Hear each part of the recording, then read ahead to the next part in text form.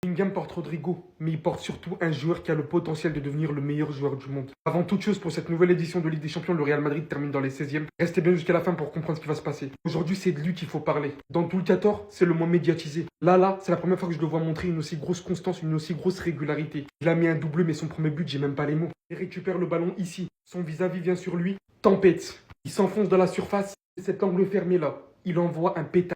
But. Hormis sa folle activité offensive sur ses derniers matchs, il a toujours été notre attaquant qui réalise le plus d'efforts défensifs. Il participe à la construction et maintenant, chose qu'on lui reprochait, pour vraiment prendre de la valeur, les stats qui suivent. Et je parle même pas de sa folle régularité en Ligue des Champions, c'est juste incroyable. Pour moi, je pense qu'il va rejoindre le top 10 des meilleurs milieux de l'histoire. Je voulais juste voir ça, hein.